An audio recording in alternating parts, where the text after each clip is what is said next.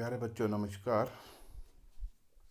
मैं टेकचंद शर्मा आपका हार्दिक स्वागत करता हूं अपने YouTube channel learn mathematics with Tekchand. आज हम कक्षा 9वीं का विषय गणित अध्याय 14 जो कि सांख्यिकी है, उसकी प्रश्नावली 14.3 के प्रश्न 1 से लेकर 4 तक इन सभी प्रश्नों को हल करेंगे। तो उम्मीद करता हूं कि आप इन्हें ढंग से समझेंगे और इनका पूरा लाभ उठाएंगे। तो देखते हैं पहला प्रश्न, प्रश्नावली 14.1 का। तो एक संगठन ने पूरे विश्व में 15 से 44 वर्षों में की आयु वाली महिलाओं की में बीमारी और मृत्यु के कारणों का पता लगाने के लिए सर्वेक्षण से निम्नलिखित आंकड़े प्रतिशत में प्राप्त किए। क्रम संख्या, कारण और महिला मृत्यु दर। पहला है जनन स्वास्थ्य अवस्था, उसमें जो है सबसे ज़्यादा 31.8% महिला मृत्यु दर है। दूसरा है तंत्रिका मनोविकारी अवस्था, उसमें 25.4% महिला मृत्यु दर है। तीसरा है क्षति, इसमें 12.4 महिला मृत्यु दर है। चौथा है हृदय वाहिका अवस्था, इसमें 4.3। पांचवा है श्वसन अवस्था 4.1 और छठा है अन्य कारण वो 22% है। तो इसके आधार पर हमने पहला प्रश्न हल करना है। तो देखिए, हल में कोई भी पैमाना लेकर हम क्षैतिज अक्ष एक्स अक्ष पर मदों को निरूपित करते हैं, क्योंकि यहाँ दंड की चौड़ाई का कोई महत्व नहीं होता, परंतु स्पष्टता के लिए हम सभी दंड समान चौड़ाई के लेते हैं और उनके बीच समान दूरी बनाए रखते हैं। मान लीजिए एक मद को 1 सेंटीमीटर से निरूपित किया गया है। हम महिला मृत्यु दर प्रतिशत को ऊर्ध्वाधर अक्ष y पर निरूपित करते हैं, क्योंकि अधिकतम महिला मृत्यु दर 31.8% है, इसलिए हम पैमाना एक मात्रक बराबर 5% ले सकते हैं। तीसरी बात, हम पहले मद अर्थात जनन स्वास्थ्य अवस्था को निरूपित करने के लिए हम एक मात्रक की चौड़ाई और 31.8% की ऊंचाई वाला एक आयताकार दंड बनाते हैं। चौथा है इसी प्रकार दो क्रमागत दंडों के बीच एक मात्रक का खाली स्थान छोड़कर अन्य मदों को ज्ञात करते हैं। तो देखिए, पहला हल ये कारण है, ये x अक्षांश के रूप में आ गया है। जो कारण है जनन स्वास्थ्य अवस्था है, तंत्रिका मनोविकारी है, क्षति है, हृदय वाहिका अवस्था है, श्वसन अवस्था है, अन्य कारण है। तो y अक्ष की ओर महिला मृत्यु दर आ गया है और हमने इसको 5-5 का गैप में लेना है, यानी कि 1 इकाई बराबर है 5% महिला मृत्यु दर, ये हमने लेना है। तो प्यारे बच्चों, आप ध्यान देंगे कि किस तरह से हम बनाते हैं। तो जनन स्वास्थ्य अवस्था है 31.8%, तो हमने इसका जो ग्राफ है वो बना लिया है 31.8% का, इस प्रकार पीले रंग से। दूसरा है तंत्रिका मनोविकारी अवस्था, ध्यान देना है 31.8 का आएगा 30 और 35 के, यानी 30 से थोड़े ज़्यादा 35 से कम, 31.8%। दूसरा तंत्रिका मनोविकारी अवस्था, यह है 25.4%।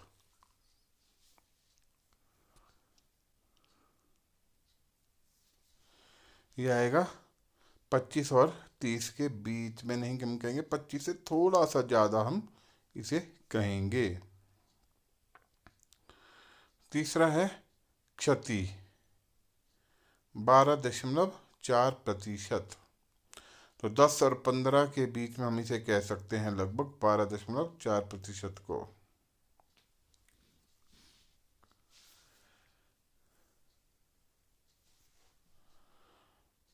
चौथा है हृदय वाहिका अवस्था,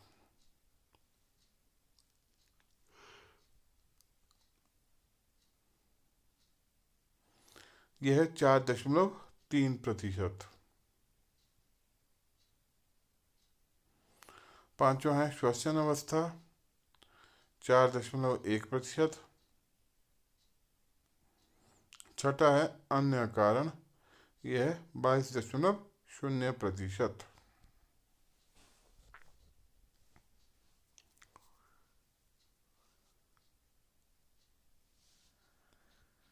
तो प्यारे बच्चों, पहले का दूसरा भाग अब हमने ज्ञात करना है।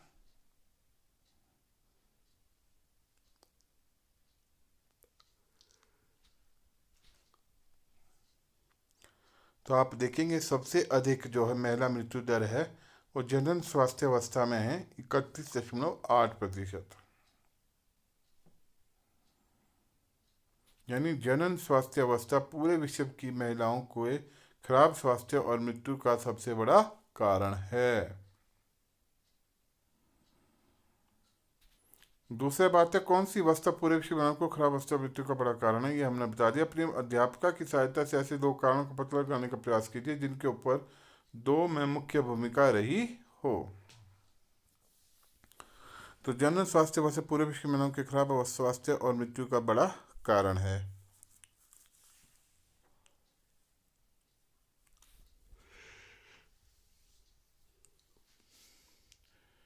तो इसके कारण क्या है? सबसे बड़ी बात, चिकित्सा की सुविधाओं का अभाव। दूसरा, सही चिकित्सा पद्धति की कम जानकारी। तीसरा,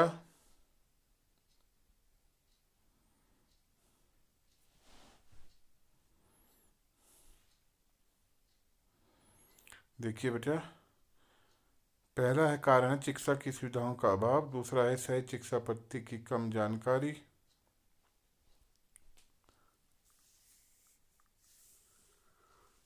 ये हमारा पहला प्रश्न था। अब हम प्रश्न नंबर 2 करते हैं। भारतीय समाज के विभिन्न क्षेत्रों में प्रति 1000 लड़कों पर लड़कियों की संख्या के आंकड़े नीचे दिए गए हैं। देखिए, इसमें हर प्रकार के लिए अनुसूचित जाति के हैं, जनजाति के हैं, पिछड़े जिले के हैं, गैर पिछड़े जिले के हैं, ग्रामीण हैं, शहरी है। तो इनसे हमने ऊपर दी गई सूचनाओं को एक दंड आलेख द्वारा निरूपित करना है और कक्षा में चर्चा करके बताइए कि आप इस आलेख से कौन कौन से निष्कर्ष निकाल सकते हैं। ये सभी बातें हमने इसमें करनी है।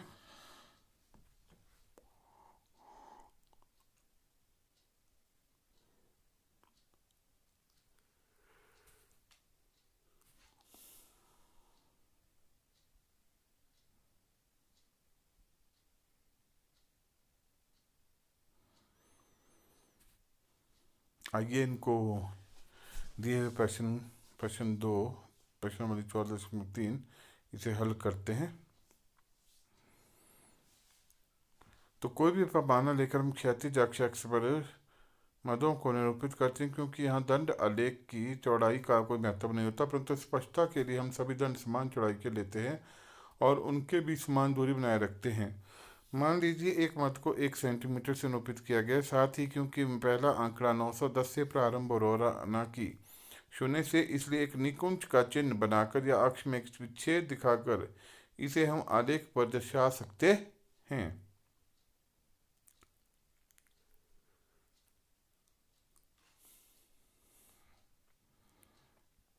दूसरा है, हम प्रति 1000 लड़कियों पर लड़कों की संख्या को ऊर्ध्वाधर अक्ष यानी y अक्ष पर निरूपित करते हैं, क्योंकि लड़कियों की संख्या 910 से 970 के बीच है, इसलिए हम पैमाना एक मात्रक बराबर 10 इकाइयाँ ले सकते हैं। तीसरी बात, हम अपने पहले मद अर्थात अनुसूचित जाति को निरूपित करने के लिए हम 1 मात्रक की चौड़ाई और 940 मात्रक की ऊंचाई वाला एक आयताकार दंड बनाते हैं। चौथा, इसी प्रकार के क्रमागत बड़ा दंडों के बीच एक मात्रक का खाली स्थान छोड़कर अन्य 2 मदों को निरूपित करते हैं। तो आइए देखो किस तरह से। एक साइड हमारे पास क्षेत्र आएगा,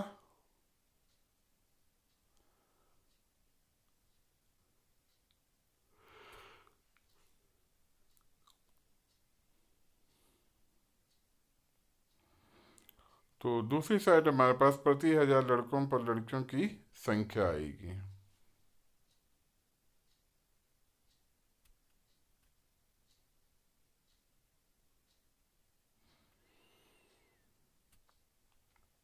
तो अब हम इस पर बनाना शुरू करते हैं। हमें कोई जल्दबाजी नहीं है, आराम से हम इन प्रश्न को हल करेंगे।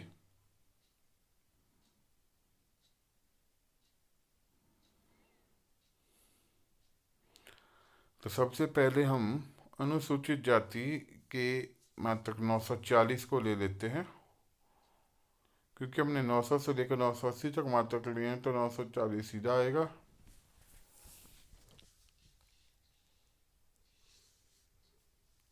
तो अनुसूचित जनजाति इसका 970 आएगा।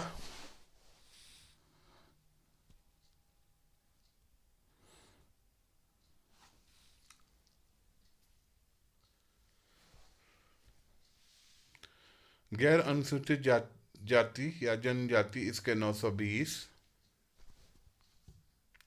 पिछड़े जिले का 950। गैर पिछड़े जिले का गैर पिछड़ा जिला जो हमारे पास अगली इन्फॉर्मेशन है उसका 920।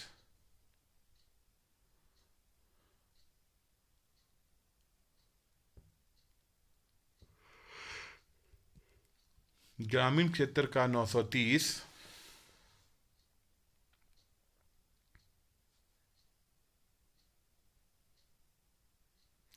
और शहरी क्षेत्रों का 910। देखिए बच्चों, आराम से समझिए इन प्रश्नों को। तो इसमें हमारे पास पहली बात पूछी गई थी दंडालेख द्वारा निरूपित कीजिए, वो हमने कर लिए। दूसरा बोल रहा है कि कक्षा में चर्चा करके बताइए कि आप इस आलेख से कौन कौन से निष्कर्ष निकाल सकते हैं। अब देखिए इससे क्या निष्कर्ष निकलता है, इन आलेखों से क्या निष्कर्ष निकलता है।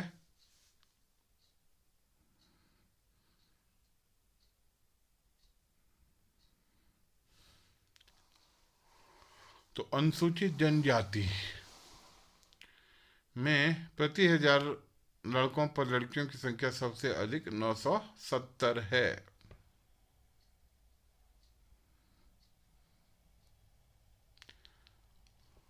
शहरी क्षेत्र में प्रति 1000 लड़कों पर लड़कियों की संख्या सबसे कम 910 है। और आप देखेंगे अनुसूचित जाति में सबसे ज़्यादा 970 है और शहरी क्षेत्र में 910 है। प्यारे बच्चों, अब प्रश्न नंबर 3 देखिए। एक राज्य की विधानसभा के चुनाव में विभिन्न राजनीतिक पार्टी द्वारा जीती गई सीटों के परिणाम नीचे दिए गए हैं। ABCDEF सामाजिक पार्टियों के नाम है। 75, 55, 37, 29, 10 और 37 ये जीती गई सीटें हैं।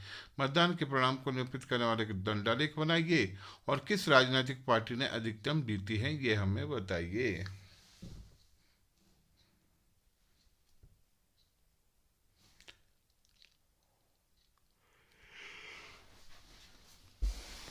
आइए देखते हैं किस तरह से ये प्रश्न होंगे। कोई भी पैमाना लेकर हम क्षितिज अक्ष यानी एक्स अक्ष पर पदों को चर को निरूपित करते हैं, क्योंकि यहाँ दंड आलेख की चौड़ाई का कोई महत्व नहीं होता, परंतु स्पष्टता के लिए हम सभी दंड समान चौड़ाई के लेते हैं और उनके बीच समान दूरी बनाए रखते हैं। मान लीजिए एक मद को 1 सेंटीमीटर निरूपित किया जाता है। दूसरा, हम राजनीतिक पार्टियों द्वारा जीती गई सीटों को ऊर्ध्वाधर अक्ष वाई अक्ष पर निरूपित करते हैं, क्योंकि अधिकतम जीती गई सीटें 75 है, इसलिए हम एक मात्रक 10 सीटें ले सकते हैं।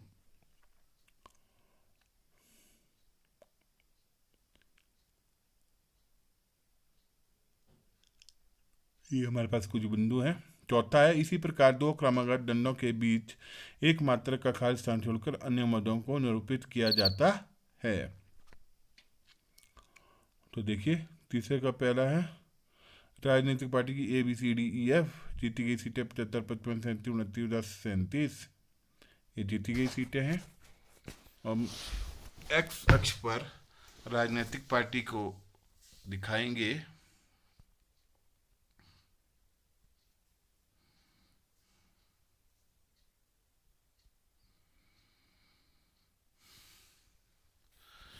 तो ए में आप देखेंगे कि जीती गई सीटें 75 थी, ये सेम मोमेंटम है। बी में आप देखेंगे जीती गई सीटों की संख्या 75% है।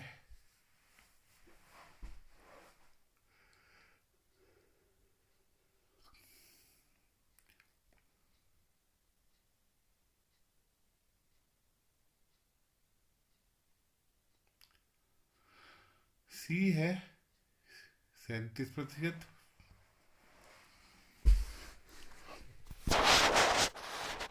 डी है 29%।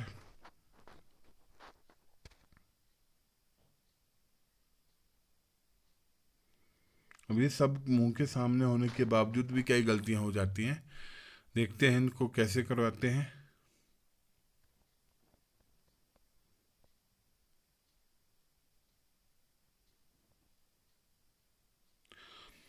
डी में 29, ई में 10 और एफ में 37% होंगे।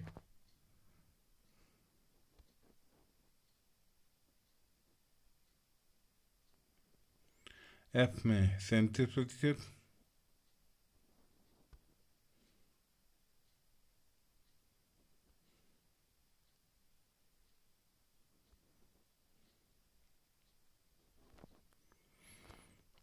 तो हमने बताया किस राजनीतिक पार्टी ने अधिकतम सीटें जीती हैं मतदान के परिणामों को देखकर। तो आप देखेंगे राजनीतिक पार्टी ए ने अधिकतम सीटें जीती हैं।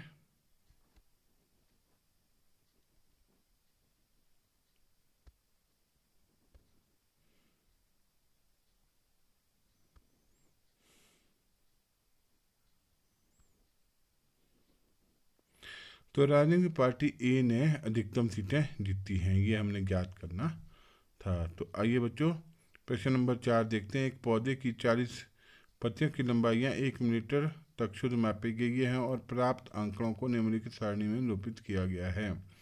1118 से 126 सारणी आप यहाँ से देख रहे हैं। इसमें पूछा क्या गया है कि दिए हुए आंकड़ों को निरूपित करने वाले एक आयचित्र बनाइए। क्या इन्हीं आंकड़ों को निरूपित करके आप कोई उपयुक्त खेल खेल सकते हैं? और क्या यह सही निष्कर्ष है कि 153 सेंटीमीटर लंबाई वाली पत्तियों की संख्या सबसे अधिक है, पर क्यों है?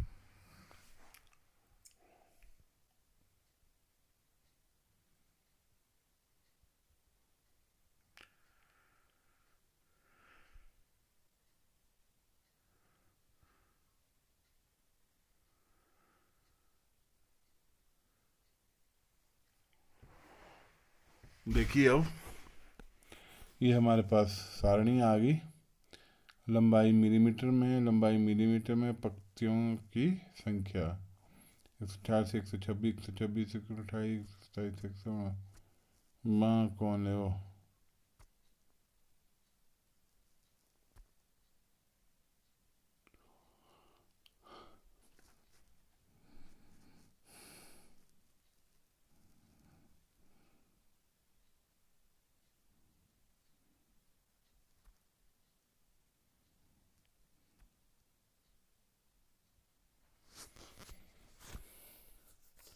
सबसे पहले परिसर 127 माइनस 126 बराबर है 1, यानी कि 1/2 बराबर है 0.5 होता है।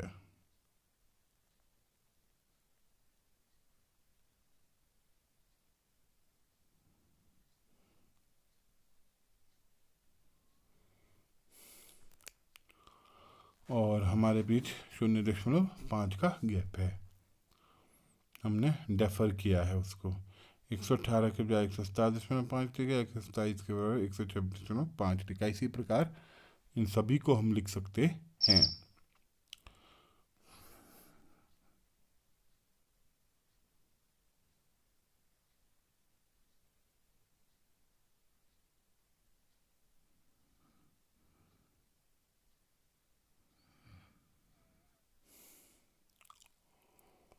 देखते जाइए 118, 126 यानी 126.5, फिर से 127, 135 के बीच 153.5, 124, 155.5 और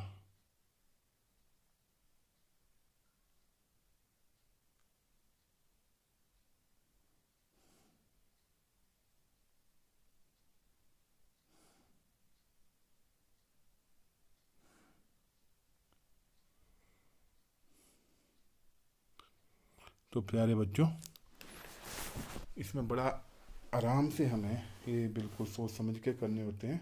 तो चौथे का पहला भाग देखिए। हम एक उपयुक्त पैमाना लेकर लंबाई को क्षैतिज अक्ष पर निरूपित करें। हम पैमाना 1 सेंटीमीटर बराबर 9 मिलीमीटर ले सकते हैं। साथ ही क्योंकि पहला वर्ग अंतराल 117.5 से आरंभ हो रहा है, ना कि शून्य से, इसलिए कि निकुंज यानी किंग का चिन्ह बनाकर या अक्ष में एक विच्छेद दिखाकर इसे हम आलेख पर दर्शा सकते हैं।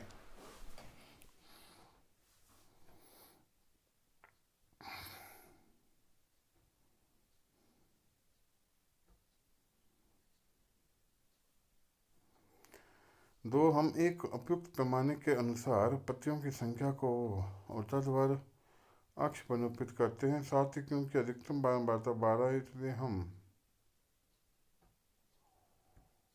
एक ऐसे पैमाने का चयन करना होगा जिसमें कि अधिकतम बारंबारता आ जा सके। तीसरी बात है, अब हम सब वर्ग अंतराल के अनुसार वर्ग अंतराल को संगत वर्ग अंतरालों की बारंबारताओं को लंबाई मापकर आयत बनाने की आवश्यकता नहीं होती।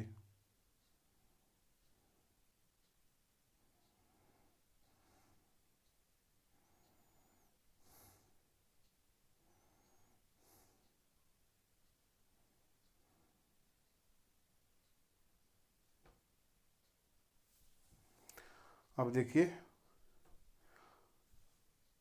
एक्स अक्ष यानी वाई वाला और वाई अक्ष यानी खड़े वाला। अब हम इसे 110, 120, 130 ऐसे बराबर उसमें नाप पाएंगे।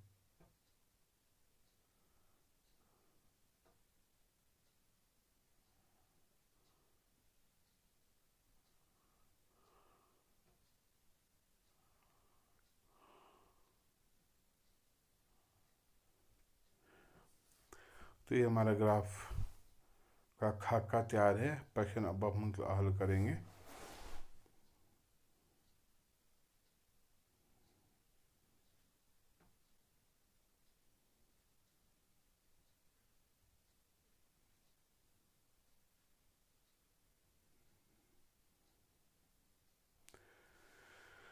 तो पहला 117.5 से 126.5, कितने आदमी आए उसमें 26 बना के भेजें, 115 के लिए भी बना के भेजें। इसी प्रकार सभी गृहणियों को बना लेना चाहिए।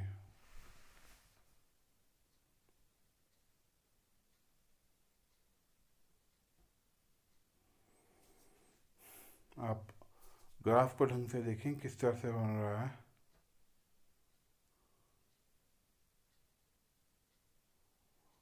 कौन?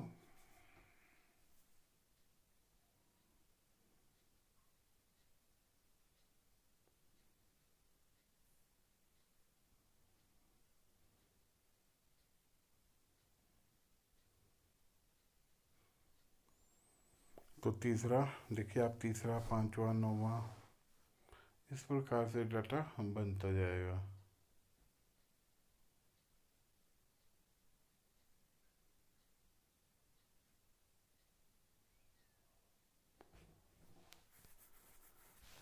आप ध्यान दें जिस तरह से मैं ग्राफ बनवा रहा हूँ,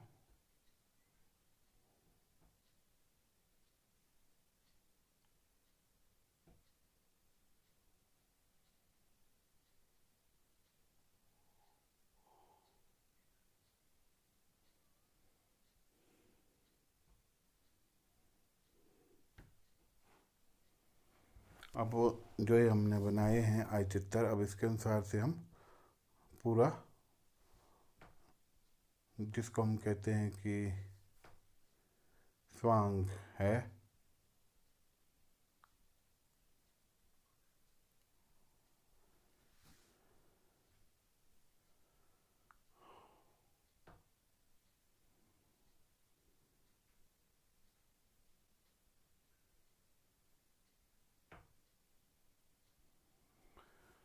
आइए अब हम देखते हैं कैसे होगा। प्रश्न नंबर 4, एक पौधे के, जो मैंने पहले कहा था। अब लंबाई बना दी है, फिर सेंटीमीटर बना दिया है।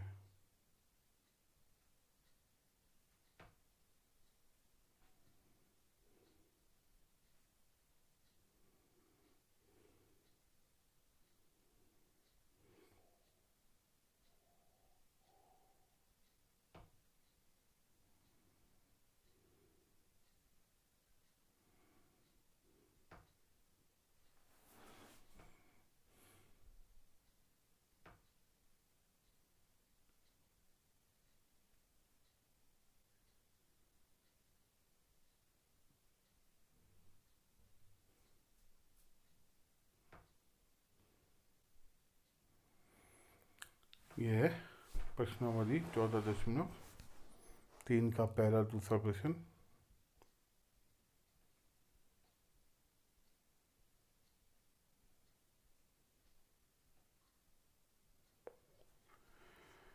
तो प्यारे बच्चों, ये हमारा प्रश्न थे। तो उम्मीद करता हूँ आपको पसंद आए होंगे। कृपया मेरे चैनल